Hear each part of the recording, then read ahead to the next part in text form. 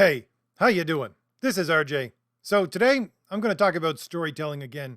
I'm going to talk about it as inspired by my thoughts on heroism, but really what I'm going to focus on is the fact that I would say that most people are missing the very essential point that storytelling is one of the key areas of struggle within the current culture war that we're in. And besides that, that the way that storytelling traditionally is viewed as compared to the way that quote unquote progressive people view storytelling are diametrically opposed, which means that in the end, one of these has to fail. But before we get there, I just want to talk a little bit about my own storytelling. I have put up a second chance campaign for my first graphic novel, Thomas Valiant. You can get a first printing signed by me, and of course, all of the extras are there as well. The 5 pinup posters, the 12 pack of cards, the script if you want it, the map that comes with an in-world letter. All of that is on the new campaign, and the link for that campaign is in the description. Also in the description is the link for my current graphic novel up on Indiegogo. It will be publishing, I think, the end of this summer. We're doing pretty good on it. It's The Valiant Heroes. It's basically a trilogy of stories that are connected together through some disastrous things that are happening in the world of the Thomas Valiant universe. And also there is a link in the description for my upcoming graphic novel, which is a low fantasy graphic novel in the vein of Robert E. Howard and his characters like Conan, Kull, and Solomon Kane. And if you click on that coming soon link in the description for CROM the Destroyer and sign up on that early bird page, you will be informed when the project goes live via email, and you will receive a free exclusive pinup poster with your order. And the reason why it's exclusive is because it's not actually for sale on the campaign itself. The only way that you can get this extra poster is by signing up on that early bird page. And I'm pretty much setting the date for the opening of that campaign as the 4th of July. So if you want that extra poster with your order, then you should go on over and sign up on that early bird page. Again, all of those links are in the description, and you're looking at some of the beautiful art from all of these graphic novels in the background. So if any of that looks or sounds appealing to you at all, click on those links in the description and go on over and see if my graphic novels are for you. And, oh, by the way, I'm going to show you some inspirational pictures from comics in the background because that's partly what this video is about. I'm going to talk about inspiration because I see the difference between what a traditional way of looking at storytelling is and the quote-unquote progressive way of looking at storytelling as the difference between inspirational and instructional. The old way of storytelling is inspirational. This new way of storytelling, according to quote-unquote progressivism, is instructional. And I'm going to go deep into this today because this is something I'm really passionate about. It's something I studied in university, inspiration and how it affects storytelling, all that kind of stuff. So first off, why is storytelling so important to the culture war? And why is there such a diametric difference between traditional storytelling and progressive storytelling? Well, to get down to the heart of it, the difference is that one form of storytelling is based upon a guilt culture and one form is based upon a shame culture. The traditional form of storytelling is built upon a guilt culture. Progressivism and its form of storytelling is based upon a shame culture. Now, quickly, what's the difference? Well, the difference is that in a guilt culture, there is an admission at the beginning that there is some truth to the universe, and it does affect the way that we exist as human beings. Therefore, there can be a moral code drawn out of that truth of the universe, of reality, which we can grasp onto and make part of ourselves. Or, at the same time, if you look at it in a Christian way, it would say that that instruction is already there. It's already written on your heart. You just have to either acknowledge it or clear away the debris so that you can recognize that it is there. So in a guilt culture, when you do something wrong, since you have internalized the rules, again, because the pattern of those rules already pre-exist within your own human nature, then when you do that wrong thing, who points the finger at you and says you've done something wrong, you need to rectify that? Well, it's you yourself that point your finger at yourself and say, you did something wrong. Rectify this situation. That's what a guilt culture is. But a shame culture is very different. A shame culture is based upon the idea that right and wrong are established by society itself. Society institutes these rules of what right and wrong are, And since there's no internal mechanism for you to point your finger at yourself and say, I did something wrong. No, there has to be then an external mechanism if you're going to get a society that actually works, because you need people to follow the rules. So what is this external mechanism? Well, it's the fact that society or others in society will see you doing or catch you doing something wrong, and then the external points the finger at you. Society or other individuals point the finger at you and say, you've done something shameful, you need to change. And that's the thing. The difference between a shame culture and a guilt culture is fundamentally the idea that morals are based upon a truth of existence, of reality, or not. In a guilt culture, it is saying, yes, there is a truth to existence and we know it. It's a part of our human existence. Therefore, we can base our morals upon that, and therefore we can have a guilt culture. In shame culture, they say, no, that doesn't exist.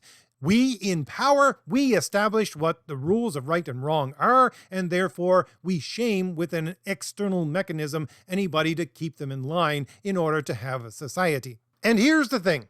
The storytelling of Western society for minimum 2,000 years, and I would say much longer than that, almost 3,000 years, is a guilt-based system, or at the very least in those early years, the precursors of a guilt-based system, but which quote-unquote progressives have hijacked and are using its structure, using it, wearing it as a skin suit in order to sell you a shame-based version of society while using, again, a mechanism that should be used in a guilt-based system. And in order to understand why it is so supremely important in all of this, I'm going to go way back into history and talk about the origins of this entire thing.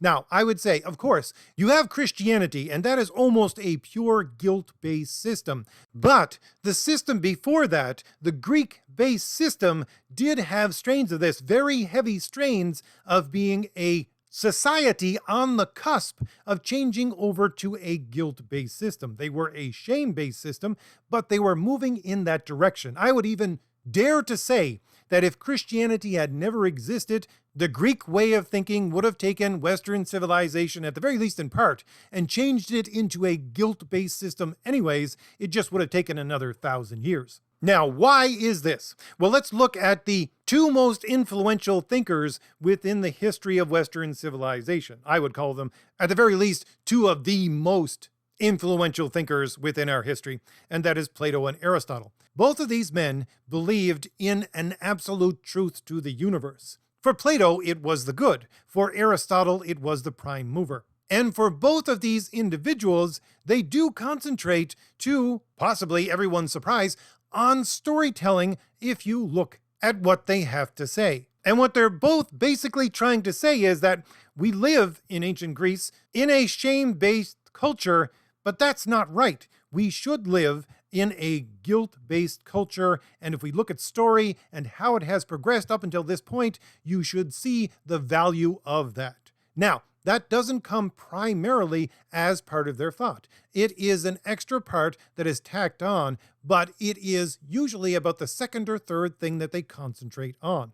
If you look at Plato and his seminal work, which is his Laws, he wants to establish intellectually in his mind what would be the best way of instituting a government for a nation. And after he goes through all the preambles of how you would do this and how you would think about this, and he gets down to the nitty-gritty of what you would have to do physically in order to get it to exist, which would be about, I think, book 9 of the Laws. First, he concentrates on the actual laws for that nation and says they need to be this and that and follow this and that principle. Then he moves on from there to the morals of the individuals that live in that society. He says what every individual would make as a law unto themselves. What is just and good and noble for the individual. And after he does those two things, what does he move on to? He moves on to storytelling. And by the way, a very specific kind of storytelling, saying these kinds of stories should not be in our history, in our mythology, in our religion. And what stories would they be? Well, they would be stories about bad sexual ethics. And I think that most people today of the alphabet people would call Plato anti-alphabet people because of his stance on these stories. The story that he concentrates on primarily is the story of Ganymede. Ganymede was a beautiful young Greek youth who Zeus became enamored by and went down and kidnapped the boy so that he could, and how do I put this in a nice way, abuse the boy in a sexual way, and then make him his servant so that he could continue to have him there for that to be done. Plato says this story needs to be gotten rid of, and stories like it. Why? Because these are just things that these societies, these parts of the Greek society, have tried to make normal, but they're not normal. If you look at the good and then you find out the morals that are extracted from the good and its existence within human nature, no, these stories have no place. They're just people trying to shove these ideas in sideways so that they can do them. And Aristotle, continuing on with the instruction of Plato, his teacher, does the same thing in a different vein. He talks about reason and logic and how things are based upon reason and logic, and how those themselves are based upon reality, the truth of existence. And some of the key things that he talks about, again, is storytelling. And the fun thing about Aristotle, when he describes storytelling in this logical and rational way, he also points back to an ancient period for him to show you how this idea of a guilt-strained culture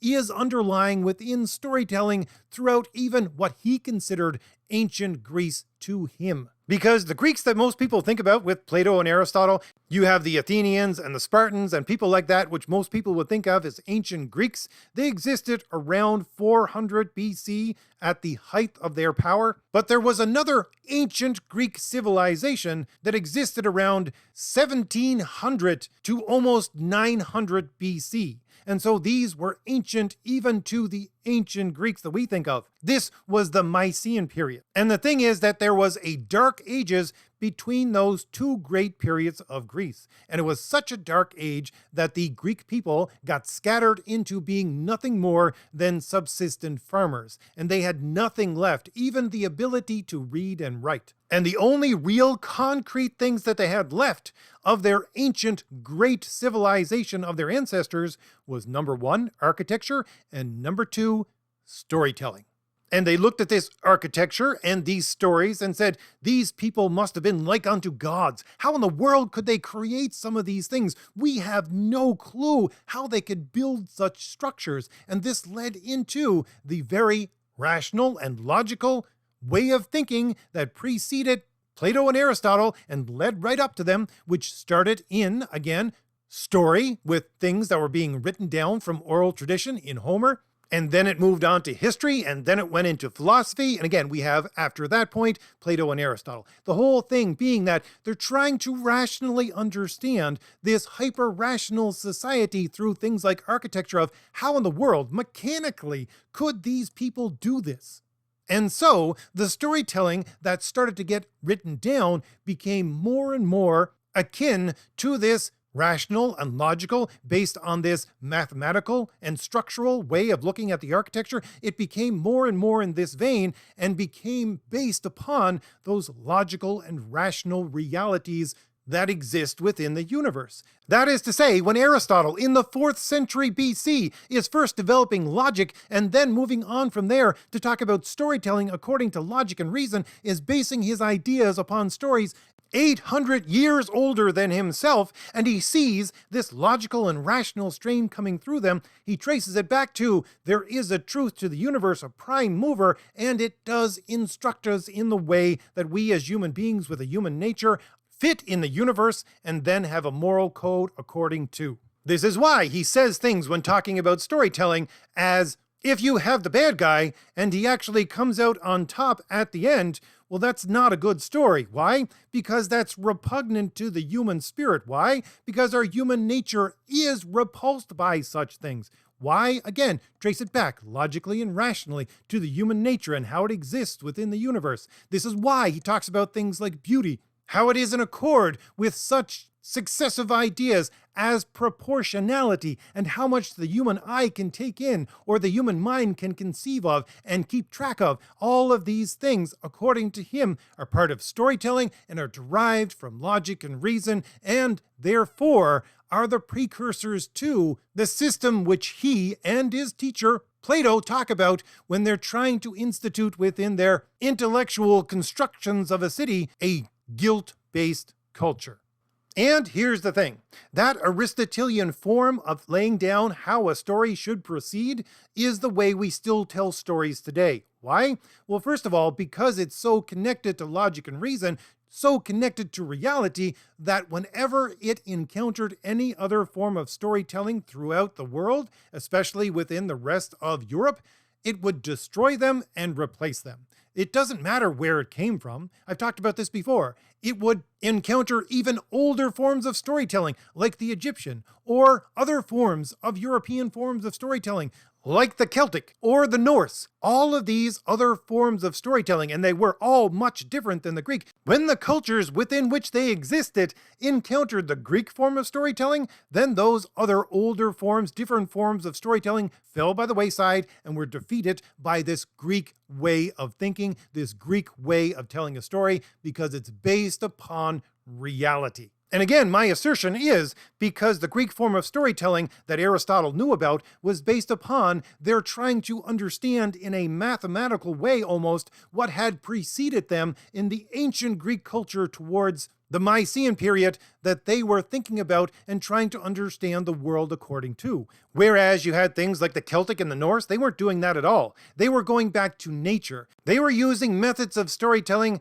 that derived itself from simply the things, the accidents of the things that were around them, not the essence of the reality that was around them. You would have the Celts and basing their art upon things like the ancient forests that they lived in and how they would see them and perceive them, or the Norse, which was basing it upon harsh winters and other spectacular natural things.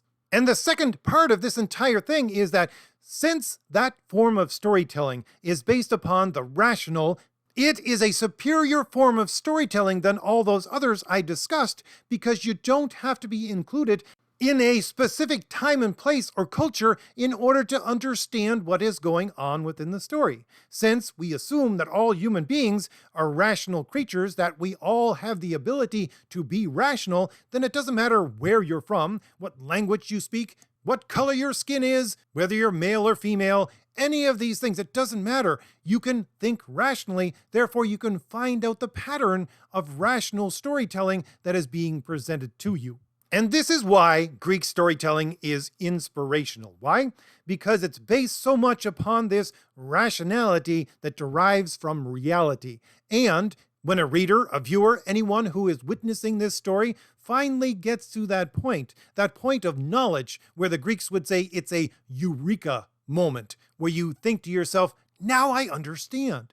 That's exactly what happens with the inspiration within Greek storytelling. Within the representation of reality that they're laying down these spectacular events in front of you and saying, this is how these people dealt with these events. You can apply them rationally to your own life. You can follow the step-by-step process, which is what reason is, understanding according to a step-by-step mental process. You can follow that along and understand exactly what they're doing and go, oh, wow, now I understand.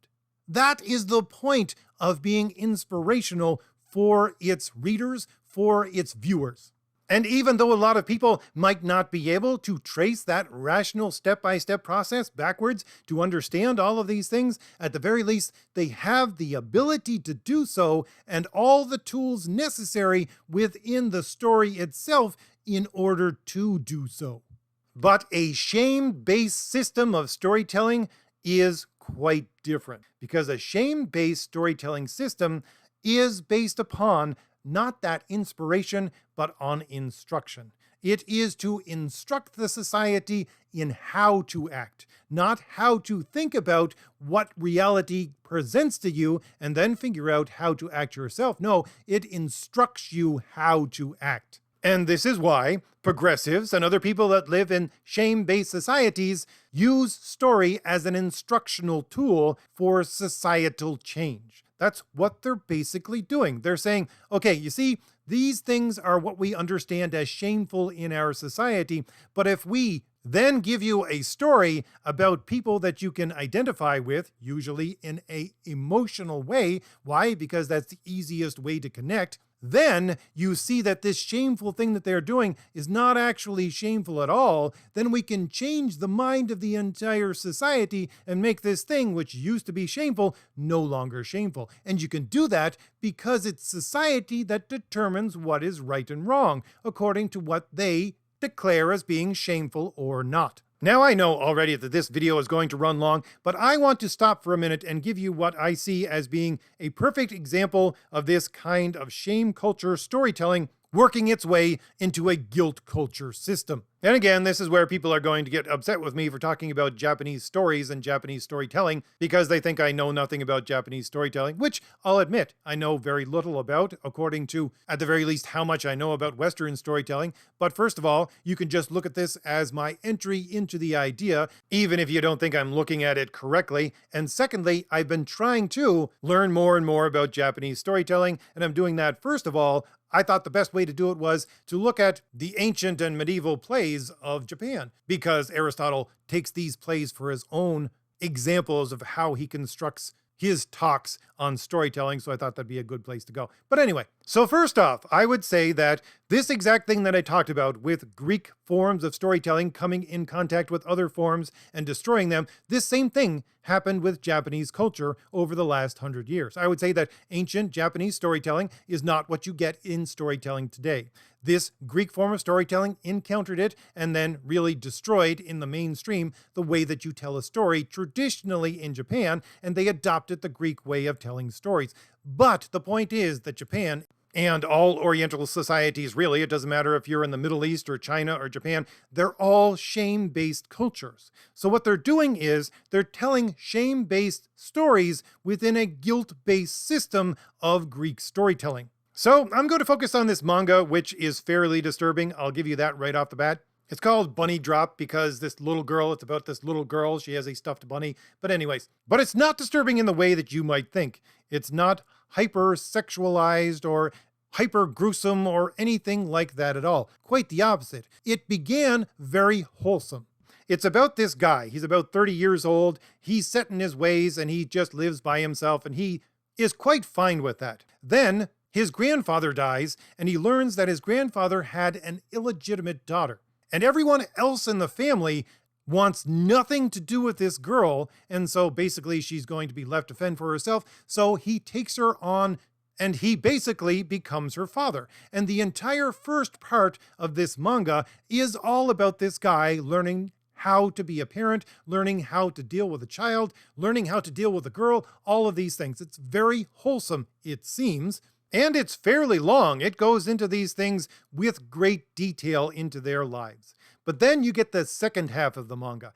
There's a time jump between the first and the second, and the second part focuses on the girl as she is a teenager, because in the first part, she was, I think, around, 5 or 6 years old, if that. And the second half of the manga focuses on the girl herself and what she's doing within high school and her relationships and these guys who want to be her boyfriend or all of this kind of high school girl thing. But we eventually get into a story where she rejects all of these guys who want to date her or be her boyfriend or anything else. Because why? Because she's fallen in love with the guy who raised her, and the only one she wants to be intimate with is him. And we find out that the guy is not actually related to her, but really, I think that's beside the point. The point is that everyone in the story, from the guys that want to date her, to her actual mother, who she eventually finds, to the other people in her life, they all start to validate this idea that, yeah, she should be with this guy who raised her, basically her father. Now, there's much more to that story, but that's about all I'm going to give you of that. And why am I telling you about this fairly disturbing story? Why? Because again, it's a shame-based story trying to portray itself in a guilt-based form of storytelling. And if you go back after reading the entire thing to the first part, where it shows the guy bringing up the little girl, you can see the hints of this ending over and over again that you just would have not seen when you originally actually read the first part. So it was the author's intention to have this play out in this way the entire time. So why in the world would the author of this manga go to such lengths in order to tell this story? And by the way, I think I think the author is female, not male, although I can find no real pictures of this person except for the back of their head, which has very long hair, so I may be mistaken on that. But why in the world would the author do this? Because the author lives in a shame-based society and wants to use this guilt-based system in order to bring about societal change. The author is trying to destigmatize a shameful behavior, something that is seen as shameful behavior, so that in changing the minds of the people who read the story, or hopefully, in their mind, changing the minds of the people who read the story, they will no longer see it as a shameful thing to do at the end of the story because they've come to accept the lives of these characters. And then that change possibly can be made in society so that this kind of behavior is no longer deemed shameful. Now you could say, I'm completely wrong about this manga. You go right ahead. I'm using it as an example. An example of what? Of the exact same thing that quote-unquote progressive storytelling does. And by the way, when this was reprinted in North America, it was up for an Eisner Award. And I'm focusing on this example because for most people, that's where you draw the line. When you start to look at stories and the things that quote-unquote progressive people are doing, when they step over that line in actually doing things with children, most people would say, no. Even people who would declare themselves to be traditional liberals, even people who would have said at the first of my video, well, I don't really know if I agree with your ideas that there is a truth within the universe and human nature connects to that truth and there's morals for all human beings, some lines that you simply cannot cross. I don't know if that's really true, but push comes to shove when you get to this line. Even most people who would question all of that stuff I talked about at the first that I just mentioned, when you get to this line, most of them say, yeah, I can see where you're going now. If you cross this line, no, that's wrong. Absolutely, there is no question about it. You cross this line, you are wrong. But this is the exact same thing that was happening within storytelling within the 90s. If you didn't live through it, within the 90s and really early 2000s, this is what quote-unquote progressive storytelling was doing. They would take these stories, they would make a great series, usually a great television series, and it would move along and it would have merit and go according to this traditional form of storytelling. Then they'd get to a point where the audience was comfortable enough with these characters that they would start to insert this progressive way of thinking, that is to say, this way of destigmatizing some things within society because they live in a shame-based system according to the people that they interact with, so that they could destigmatize some things within our society. That was the point. And why is it storytelling that is so important? Well, let's go back to Aristotle once again. He says, of all the forms of argumentation, storytelling is the easiest to corrupt. That is to say, you can use it, make it look like it's an actual logical and rational argument according to reality, but bend it subtly in ways that is going to take you into what is not real without your audience recognizing it and then accepting it as being something that is real.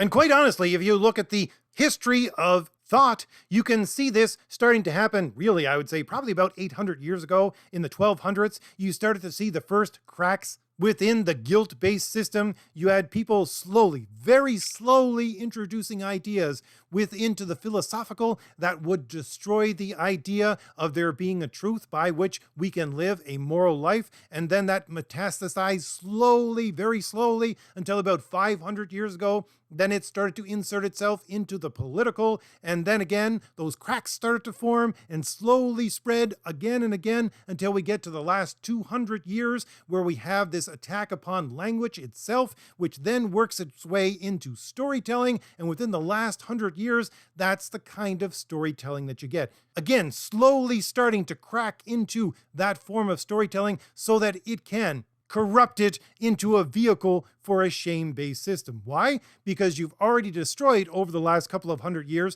the ability of normal people to understand the moral connection between themselves and reality by destroying philosophy, by destroying the political way of actually connecting these two things, by destroying the ability to actually speak to other people about these things with the destruction of language and its meaning. And then Then, when you have all of those other things destroyed, you take the easiest corruptible of what is supposed to be a rational argumentation system, which is storytelling, you corrupt it in this way, and then set up a new dynamic, which is the dynamic of shame-based culture to replace the guilt-based culture, and you give that to the people so that they believe. They are instructed in a way of believing that we live in a shame-based culture, and that will become the new norm.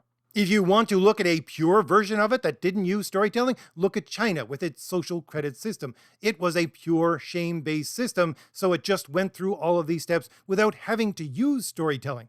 And what do we have right now within our own North American and European societies? We have social media, which basically act as a de facto shame-based system. If you don't do what's politically correct, then you will be excised from the public square, and the only way that you can come back is by recanting, by deleting that thing that is declared by those in power to be shameful. But since we live in the West and we have a system that is based upon rationality that traces itself back to reality for thousands and thousands of years, it had to come in through a Trojan horse, and they couldn't implement it directly, so they used storytelling to do this. So much so that that's all you get with storytelling right now. They've abandoned all of that first part. You take that Japanese manga, you can now abandon all that first part and just go right straight into the second part where you try to destigmatize this thing. Why? Well, first of all, you destigmatize it in order to change society. That's part of the progressive plan. That's what they call progress.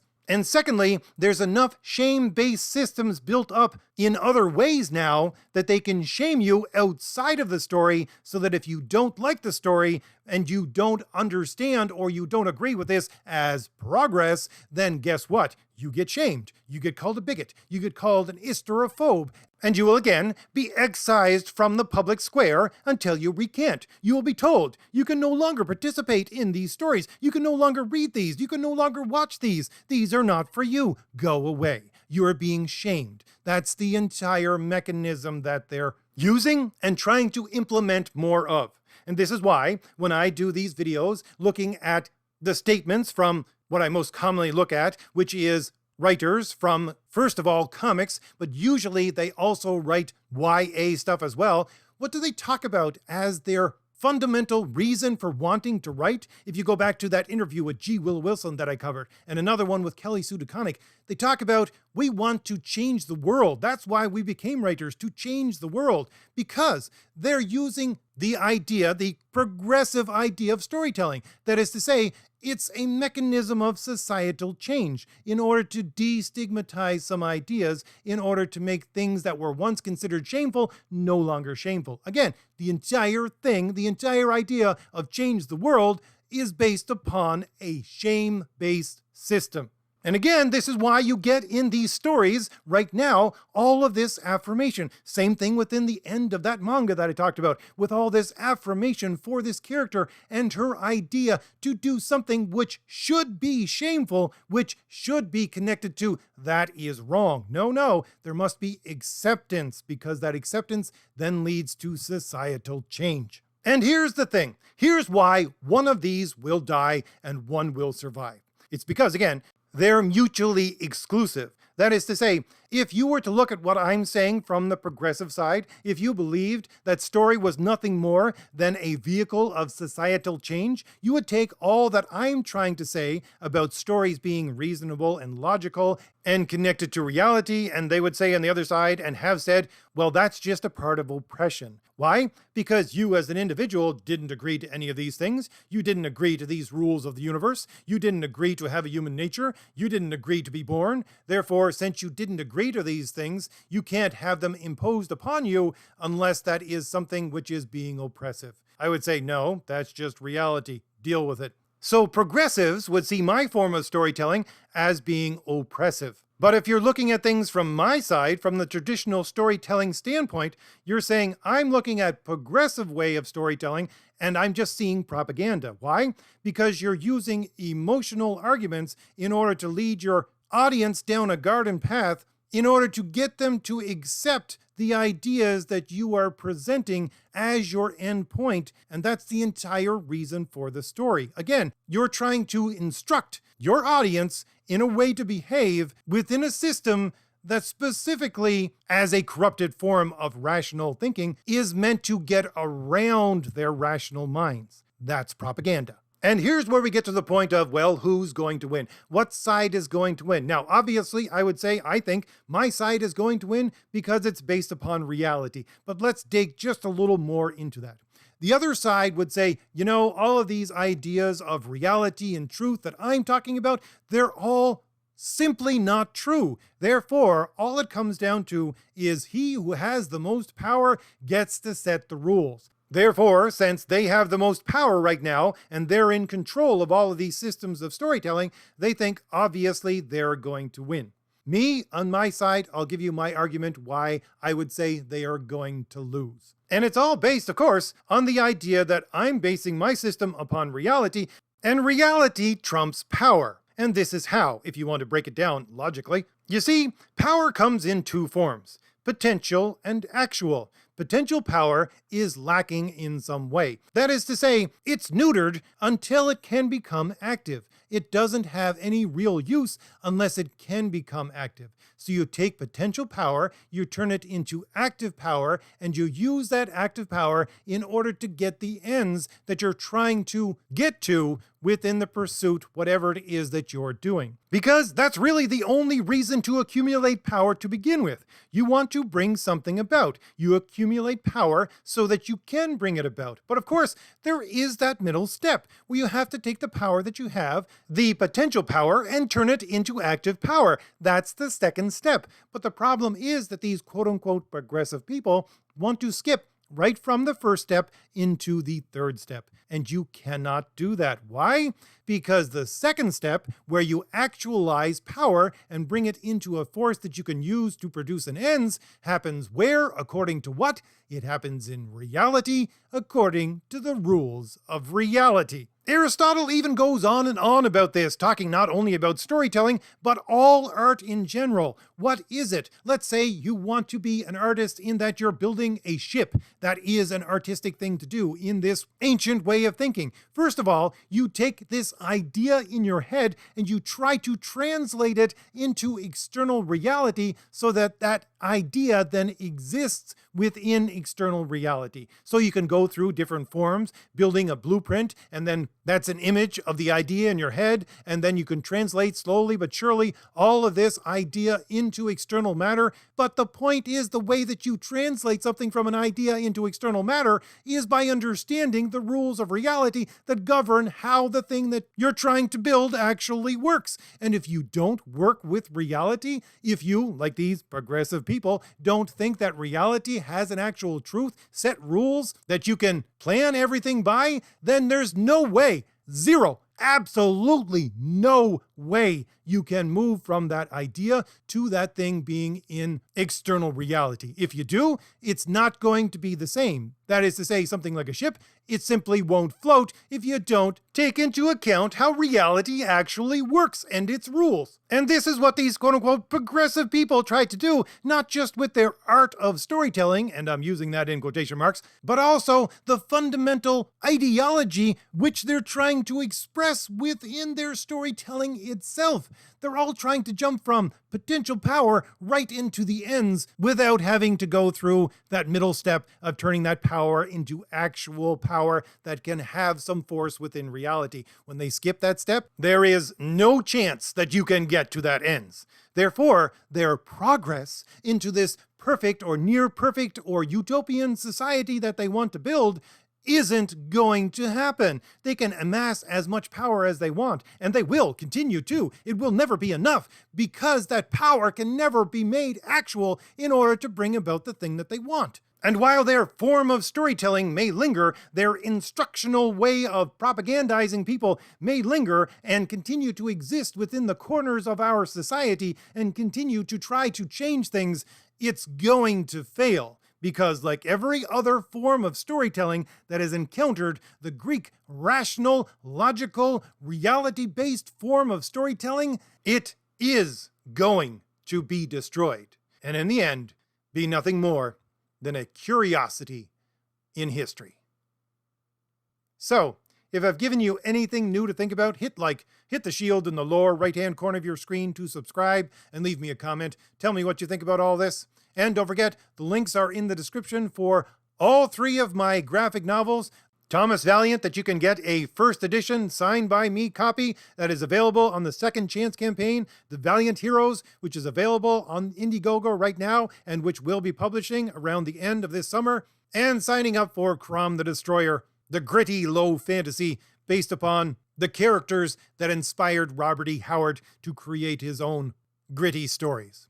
So if any of that looks or sounds appealing to you at all, click on those links in the description and go on over and see if my graphic novels are for you. All right, I'll leave it there. I'll see you later. Bye.